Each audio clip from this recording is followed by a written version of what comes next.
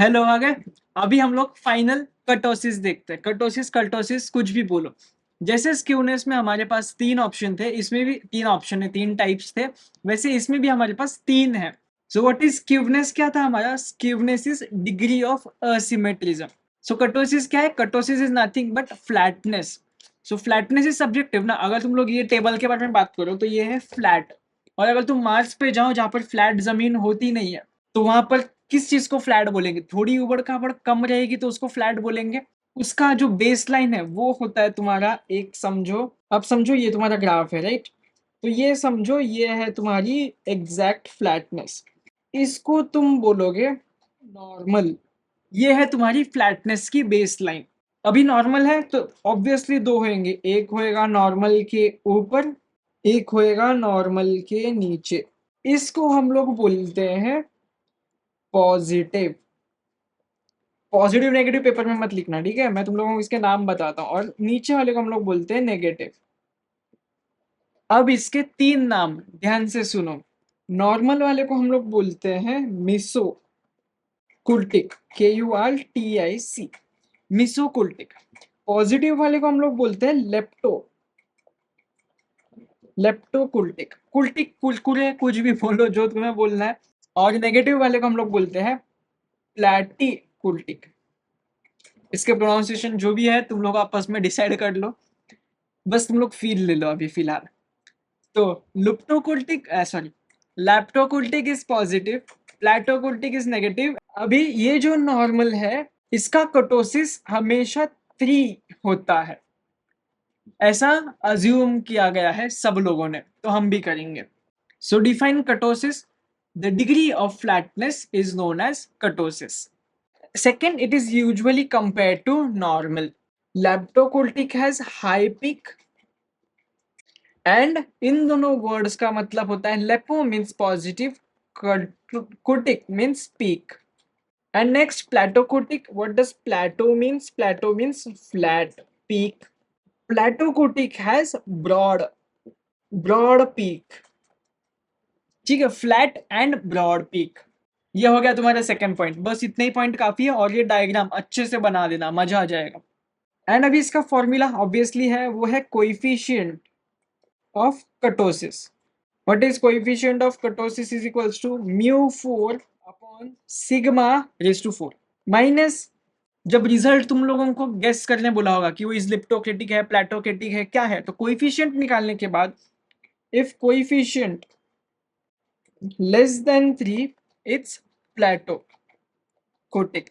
Less than 3 मतलब negative में जाएगा ना. एंड इफ कोएफिशिएंट जो तुमने निकाला is greater than 3 then it's ऊपर वाला. व्हाट इज ऊपर वाला? लेप्टोकोटिक. सिंपल. अब एक छोटा सा सम देखते हैं, लेकिन उसके पहले ये बताओ what is sigma, what is μ4? Movement. अभी इसी इसमें देखा ना, movement about the mean, dash नहीं है ना, तो about the mean.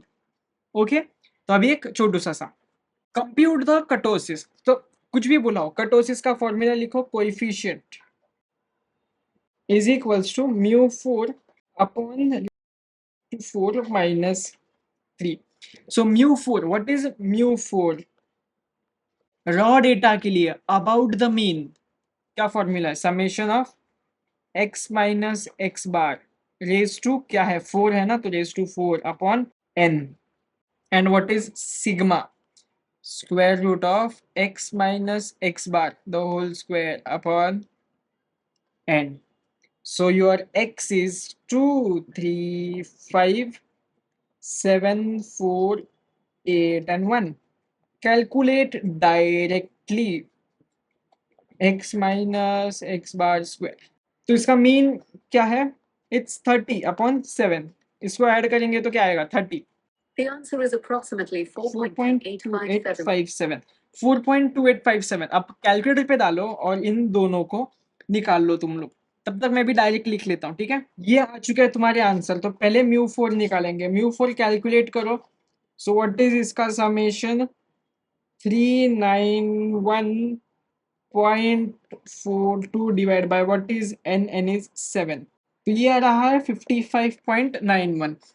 What is standard deviation? Standard deviation तो अभी हमने पिछले इसमें निकाला ना, नंबर्स आर सेम 31.7 सब्स्टिट्यूट करेंगे तो क्या होगा? What is mu four? 55.91 upon 31.7 -3 अलग करना, बॉडमास रूल अगर पता नहीं है तो ये सीधा इक्वेशन उठा के कैलसी पे डालना, आपस में डिवाइड करके कुछ तो सॉल्व मत कर देना।